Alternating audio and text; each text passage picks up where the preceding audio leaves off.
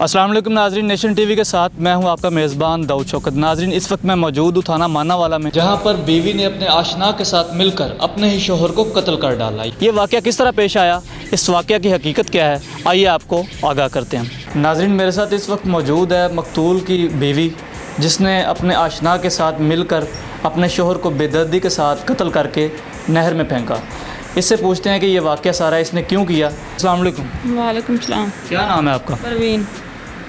अपने खामद को किस तरह क्यों कत्ल किया इस तरह? बस घर की लड़ाई झगड़े की वजह से और मारपीट की वजह से, और मेरे साथ जो गंदे रिलेशन से उसने वो मेरे साथ हराम तरीके से पेश आता था, इसलिए मैं उससे तंग थी। माँ बाप से भी नहीं मिलने देता था, बहन भाइयों से भी नहीं मिलने देता था, अपने बहन भाइयों से भी नहीं मिलने देता था, हर वक्त कैद करके रखता था घर तो में। इसका बेहतर हाल तो ये था ना कि आप उससे तलाक लेती, अपने घर चले जाती, सारे मामले का हल सॉल्व आउट हो कहा जाता। था, मैं बहुत दफ़ा कहा था तलाक लेने को, लेकर नहीं देता था। जब तलाक का नाम भी लेते थे तब भी मारता था, और बहन भाइयों से भी नहीं मिलने देता था। हर वक्त हमारा ख्याल रखता था कि कोई घर से निकलता तो नहीं है, मिनट बाद घर का ख्याल रखता था, जाता नहीं था कहीं। नवीद के साथ आपके ताल्लुकात जो हैं वो 4 साल से नाजायज़ ताल्लुकात थे, वो किस बिना पे थे? वो मेरे बेटे का दोस्त बना हुआ था, अच्छा। और घर में तो नहीं आता था, लेकिन बाहर मिलना जुलना था। अगर कहीं बाहर जाते थे तो मिल लेते थे, अगर नहीं तो गली में आके बच्चों को कुछ चीज़ लेनी देनी होती थी तो पकड़ा के चला जाता था। घर में कभी नहीं आया वो? नहीं, बहुत ज़्यादा कम आता था। आता था। हाँ, उसके साथ रिलेशन किस तरह शुरू हुआ? मोबाइल पे ही नंबर मिला था। रॉन्ग नंबर मिला, उसने रॉन्ग नंबर मिलाया कोई, तो आपके साथ इस तरह उसके साथ मुलाकात हुई, रब्ता हुआ सारा। हाँ जी। उसके बाद क्या करते रहा वो? कुछ नहीं, बस बात करते करते वो थोड़ी सी बात और आगे। किस तरह की बातें करते थे? बस कोई नहीं, घर वाली जो घर में होता था हम उसे बताते थे कि ये हमारे साथ ऐसे करता है, ऐसे करता है, मारता पीटता है, बच्चों को भी मारता है और मुझे भी मारता है, घर में पैसे वगैरह भी नहीं देता। तो उसने कहा कोई बात नहीं है, अगर नहीं देता तो मैं दे दिया करूँगा। लेकिन जो मैंने इसे मारा है या जो भी प्लान किया है, इसमें उसका कोई हाथ नहीं है, मेरा खुद का ही प्लान था। तो वो उसने आपका साथ नहीं दिया इसको मारने में? दिया है, वो मेरे साथ ही गया। जब बेहोश हुआ था ये, तो उसे वो मेरे साथ ही लेके गया है। उसने बाइक चलाई थी और मैंने उसे बीच में बिठाया था और मैं पीछे बैठी थी उसे लेके। ज़रा भी ख्याल नहीं आया पीछे बच्चों का क्या बनेगा, पूरे फैमिली तबाह हो जाएगी, मेरा क्या बाद में बनेगा, कोई ख्याल नहीं आया? बस तब तो ख्याल नहीं आया, लेकिन अब तो ख्याल आया है ना। अब माशरे में भी सारे बातें कर रहे हैं और घर में भी कोई नहीं, पीछे भी कोई नहीं आता है ना। बेटे में कोई आया है ना, बेटी में कोई बच्चा भी नहीं पीछे अभी तक तो आया। कितने बच्चे हैं आपके? रखे हुए हैं, 4 बच्चे हैं। बेटियाँ कितनी हैं? एक है। 1 बेटी 3 बेटे हैं। हाँ जी। अभी तक पीछे कोई भी नहीं आया मिलने? नहीं आते हैं, लेकिन मुझे नहीं मिले। तो घर वाले जो पीछे मेके से कोई नहीं आता? नहीं, कोई नहीं आता। क्या कहते हैं वो? कोई पता नहीं है क्या कहते हैं। मेरे साथ तो किसी की कोई बात नहीं हुई ना। शर्मिंदगी होती है सारे मामले के बाद? हाँ जी, बहुत ज़्यादा शर्मिंदगी होती है। तब तो कोई भी नहीं बोलता था, जो भी था तब सुनते रहते थे कि तंग है, वो मारता पीटता है, सब कुछ करता है, तब उन्हें भी आवाज़ आ रही होती थी। अब जब मैंने ये काम कर लिया तो अब सारे पीछे हो गए, मुझे अकेली को छोड़ दिया। अच्छा, उसको जब आप लेके गए घर से, किस तरह उसको लेके गए? क्या उसको कहा, कहाँ जा रहे हैं, किस तरह उसको बहलाया फुसलाया? कहा उसे, वो बेहोश ही था, बस वो उठाया तो बेहोश किस तरह हुआ? उसे हमने 81 की गोलियाँ खिलाई थी। घर में खिलाई? हाँ जी, घर में खिलाई थी। किस चीज़ में मिला के दूध खिलाई? में डाल के खिलाई थी। दूध में मिला के? हाँ जी। उसके बाद वो बेहोश हो गया 9 बजे तक, और 11 बजे तक मोटरसाइकिल पे बिठा के ले गए। किस जगह पे ले गए? नहर पे लेके गए हैं, कौन सी नहर? तानी चक वाली। थानी चौक वाली नहर में ले गए। हाँ जी। उधर जाके क्या किया? बस उधर जाके उसके ऊपर वो पुल उसका आया, उसके ऊपर से फेंक दिया। नाज़रीन, अभी आपने मुलज़मा की बात सुनी। मुलज़िम नवीद जो इसके साथ इसका आशना था, उसकी भी आपके साथ मुलाकात करवाते हैं और जानते हैं कि वो इस बारे में क्या कहते हैं। क्या नाम है तुम्हारा? नवीद।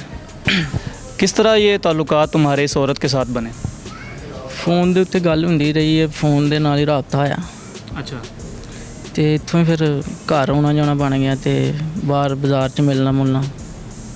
कितनी देर से ये इसके साथ तुम्हारे ताल्लुकात थे? 4 साल हो गए। 4 साल से ताल्लुकात थे? हाँ जी। अच्छा, तो ये जो इसके खामन को कत्ल किया है वो क्यों किया था? ਉਹਨਾਂ ਨੇ ਕੀਤਾ, ਉਹਨਾਂ ਨੇ ਕਿਹਾ ਇਹ ਮੈਨੂੰ ਮਾਰਦਾ ਤੰਗ ਕਰਦਾ ਤੇ ਇਹਨੂੰ ਨਹਿਰ 'ਚ ਸਿੱਟਣਾ ਹੀ ਸਿੱਟਣਾ। 81 ਗੋਲੀਆਂ ਖਵਾ ਕੇ ਨਾ मोटरसाइकिल ਤੇ ਲੱਦ ਕੇ ਤੇ ਚੰਦਰਕੋਟ ਵਾਲੀ ਨਹਿਰ 'ਚ ਸਿੱਟ ਕੇ ਆ ਗਏ। किसी को मारना इतना ही आसान है कि उसने कह दिया और तुमने मार दिया उसको? ਨਹੀਂ ਮੈਂ ਕਿਹੜਾ ਇਕੱਲੇ ਨੇ ਮਾਰਿਆ, ਰਲ ਕੇ ਦੋਨਾਂ ਨੇ ਮਾਰਿਆ। एक दफ़ा भी जहन में नहीं आया कि यार किसी की मौत कितनी छोटी सी बात है तुम्हारे लिए कि उसने कहा तो तुमने मार दिया? ਜ਼ੇਨ 'ਚ ਤਾਂ ਬਹੁਤ ਕੁਛ ਆਇਆ ਸੀ, ਉਹਨੂੰ ਮੈਂ ਕਿਹਾ ਵੀ ਸੀ ਰਾਸਤੇ 'ਚੋਂ ਮੋੜ ਕੇ ਲੈ ਜੀ, ਉਹਨੇ ਕਿਹਾ ਨਹੀਂ ਹੁਣ ਇਹਨੂੰ ਸਿੱਟਣਾ ਹੀ ਸਿੱਟਣਾ। वजह क्या बनी? क्या तुम पकड़े गए थे उस औरत के साथ जिसकी वजह से तुमने ये मामला किया? ਪਕੜਿਆ ਨਹੀਂ ਗਿਆ ਮੈਂ, ਉਹਨਾਂ ਨੂੰ ਪਤਾ ਹੀ ਨਹੀਂ ਹੈ ਕਿਸੇ ਨੂੰ, ਉਹਦੇ ਸਿਰਫ ਮੁੰਡੇ ਨੂੰ ਪਤਾ, ਉਹ ਵੀ ਉਹਨੂੰ ਇਹ ਨਹੀਂ ਸੀ ਪਤਾ ਇਹ ਸਾਡੇ ਘਰ ਆਉਂਦਾ ਜਾਂਦਾ, ਇੱਕ ਦੋ ਵਾਰੀ ਪਤਾ ਲੱਗਾ ਉਹਨੂੰ ਬਸ, ਉਸ ਤੋਂ ਬਾਅਦ ਫਿਰ ਕੋਈ ਗੱਲਬਾਤ ਨਹੀਂ ਹੋਈ। उसका लड़का तुम्हारा दोस्त था, ये भी हमें मालूम हुआ है। ਹਾਂਜੀ, अपने दोस्त की माँ के साथ तुमने ये सलूक किया है? ਦੋਸਤ ਤੋਂ ਬਾਅਦ ਚ ਬਣਿਆ ਨਾ, ਪਹਿਲੇ ਨਹੀਂ ਸੀ ਆਇਆ ਦੋਸਤ, ਬਾਅਦ ਚ पहले नहीं था लेकिन दोस्त तो था ना, दोस्त की माँ के साथ। दोस्त की माँ तो माँ होती है, तो ये नहीं कि तुमने अपनी माँ के साथ इस तरह के नाजायज़ ताल्लुकात रखे थे। ਯਾਰ ਉਹ ਬਾਅਦ ਚੋਂ ਬਣਿਆ ਨਾ ਤਲਕ ਉਹਦੇ ਨਾਲ, ਮੁੰਡੇ ਨਾਲ। शर्म नहीं आती अभी? ਸ਼ਰਮ ਤੇ ਬੜੀ ਆਉਂਦੀ ਜੀ। अब क्या बनेगा तुम्हारा? ਕੁਛ ਨਹੀਂ, ਹੁਣ ਕੀ ਬਣਨਾ, ਹੁਣ ਪੁਲਿਸ ਦੇ ਹਵਾਲੇ ਕੀਤਾ, ਹੁਣ ਵੇਖੋ ਕੀ ਹੁੰਦਾ। नाज़रीन, अभी आपने मुलज़म की सारी बात सुनी। इंचार्ज इन्वेस्टिगेशन उनसे भी बात करेंगे कि वो इस बारे में क्या कहते हैं, इस मुलज़म को किस तरह उन्होंने ट्रेस किया, क्योंकि पहले इन्होंने FIR में भी ये बताया जी बंदा अगवा हो गया, उसके बाद ये ड्रॉप सीन हुआ कि ये 302 का मुकदमा निकला। तो ये सारा वाक़या किस तरह पेश आया और उन्होंने इन्वेस्टिगेशन किस तरह की, इस हवाले से आपकी मुलाकात करवाते हैं इंचार्ज इन्वेस्टिगेशन अनवर सियाल साहब से। नाज़रीन, इस वक्त मेरे साथ मौजूद हैं इंचार्ज इन्वेस्टिगेशन अनवर सियाल साहब। इनसे जानते हैं कि ये वाक़या किस तरह इन्होंने मुलज़मान को ट्रेस किया। इनसे बात करते हैं। अस्सलाम वालेकुम जी। जी वालेकुम सलाम। ये किस तरह सारा वाक़या पेश आया? ये सर जिस वक्त ये अगवा का मुकदमा इन्होंने दर्ज करवाया, उसके बाद जब वो भी तलाश कर रहे थे, हम भी कोशिश कर रहे थे, तो उधर से जड़ांवाला से इतला मिल गई, हमारे मौर को फ़ोन आया, इस तरह एक डेड बॉडी मिली है, ये हमने तस्वीरें वगैरह दी हैं। तो इसके बाद इनके जो गुस्सा हैं वो उमैर है, उनके चाचू हैं मोहम्मद अली साहब, और इसी तरह उसकी फ़ैमिली, उन्होंने वो तस्वीरें देखी, उन्होंने कहा भी हमारा ही ये बंदा है अकनवास। तो हमने वो उसके बाद ज़ाहिर उन्होंने बताया, हमने ये पूरा, क्योंकि जब उधर थाने पहुँचे हैं ये मुद्दई वगैरह, उतनी देर में उन्होंने उस मकतूल को बाकायदा वो प्रोसेस पूरा करके पोस्टमार्टम वगैरह वो सुपुर्दारी पर उसको अमानतन दफना दिया था। तो फिर ज़ाहिर है बाद में जब बंदे को दफन करवाया गया, मेडिकल हो गया, उधर पर्चा हो गया, तो फिर तो उसके बाद वो प्रोसेस था, अदालत से हमने रिव्यू करके वो ट्रांसफ़र, डेड बॉडी को ट्रांसफ़र करवाना था, कब्र कुशाई का वो सारा प्रोसेस, वो मैं गया उधर जड़ांवाला, वो सारा करवाया जज साहब से। जज साहब ने डेट दी, तो 17 तारीख को हमने वो डेड बॉडी लेकर इधर ले आए, उन वर्षा के हवाले किया। तो उसके बाद ये जो हमने ये ट्रेस किया, ये जो आप पूछ रहे हैं, इसका ये जो मुद्दई है उनसे मैंने मेरी 2 मुलाकातें हुई। एक मैंने इधर थाने में उनसे पूरी इंटरोगेट की, उसकी फैमिली से, उसके बेटे से, उसके भाई से, और उसके जो भतीजे हैं, जो भी उसके करीबी रिश्तेदार हैं, फैमिली मेम्बर्स, उनसे मैंने पूछ की। उसके बाद फिर मैं दोबारा दूसरे दिन फिर मैं उनके घर गया। घर जाकर उनको मैंने पूछा, सोमवार के दिन मैंने पूछा भी आप बताएं, आपकी किसी के साथ कोई अदावत, कोई ऐसा कोई लेन देन, कोई दुश्मनी? उन्होंने कहा ऐसा कोई बात नहीं, हम तो मजदूरी करने वाले बंदे हैं, डोर बजा कर अपनी मजदूरी करते हैं। ये जो खातून है उसने ये सारा जो डोंग रचाया है, इसमें ये पेश रही आपके साथ, या मतलब थोड़ा सा छुपन छुपाई वाला मामला इसने किया? ये जो औरत है परवीन बीबी, जो मकतूल की बीवी है, इसी ने तो सारा कुछ करवाया। इसने हमें कैसे बताना था? लेकिन आपके पास जब आप इनको बुलाते रहे हैं तो ये आपके पास आती रही है, आपके बताती रही है कि जी हम इसको ये औरत, ये परवीन बीबी है जो उसकी बीवी है मकतूल की, वो नहीं आई, उसका बेटा आया है और उसकी बाकिया फैमिली, उसके मकतूल के जो भाई हैं, भतीजे वगैरह, वो आए हैं, बीवी नहीं आती रही। ये जब मैं उनके घर गया हूँ, घर में मेरी इनसे मुलाकात नहीं हुई, क्योंकि उस घर में बहुत रश था, ज़ाहिर है फौतगी का मामला था, लोग औरतें मर्द इकट्ठे थे, तो मैंने मुनासिब नहीं समझा उनके घर बैठना भी, साथ उनका हमसाये थे, उधर बैठा, वहाँ बैठकर मैंने अपने तौर पर इंटरोगेट की सारा, इनकी सारी फैमिली से उनके मैं टेलीफोन नंबर लिए। पहले भी ज़ाहिर SHO साहब और जो पहले तफ्तीशी हैं उन्होंने इनका डाटा वगैरह मकतूल का भिजवाया था, कि आया कि जो टेलीफोन नंबर है उसका डाटा निकल जाए, ताकि पता चल जाए कि लास्ट ये इसकी कॉल किसी को गई हो, या किसी ने इसके साथ रब्ता किया जिसने वकूआ किया। तो उसके बाद मैंने वो पूरी इनके फैमिली के नंबर लिए, साथ ही इसकी वालदा का ये जो मुद्दई मुकदमा उमैर है, इसकी वालदा का नंबर लिया, मोबाइल नंबर, उसने नंबर दे दिया। जब मैं वो तकरीबन आधा पौना घंटा उधर मैं ठहरा, जब वापस आया मैंने मुद्दई को और उनके बुरसा को यही कहा कि अगर आप पुलिस के साथ तामन करेंगे, आप अपने दिल की बात हमें बताएंगे तो ये मुकदमा जल्दी ट्रेस होगा। तो वो इंशाल्लाह जब मैंने वो सारी बात करने के बाद, उनका नंबर लेने के बाद इधर मैं थाने आ गया।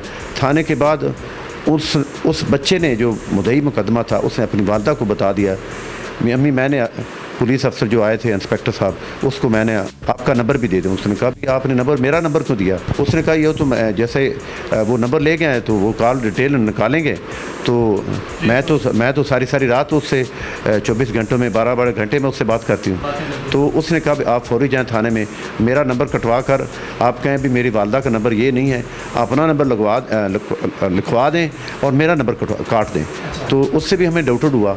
बाद में वो उन्हीं की फैमिली के जो बंदे हैं उनको भी आस्ता आस्ता पता चल गया। जब रात 12-1 बजे के बाद मुझे किसी अननोन नंबर से मेरे साथ रब्ता हुआ, उन्होंने बताया कि अनवर साहब हमारी बात सुने। फिर उन्होंने ये मुद्दई है उसको तरीके से पूछा और इस तरीके से उन्होंने हमें बता दिया ये एक जो मोटरसाइकिल वर्कशॉप वाला लड़का नवीद है कबूब फैमिली का, तो उसके साथ मेरी वालदा के वो इधर मैंने उनको थाने बुला लिया रात 12-1 बजे। लड़के ने सारा कुछ उसने उगल दिया, उसने बता दिया भी ऐसे मेरे वालिद को मेरी वालदा ने सारा वकूआ करवाया।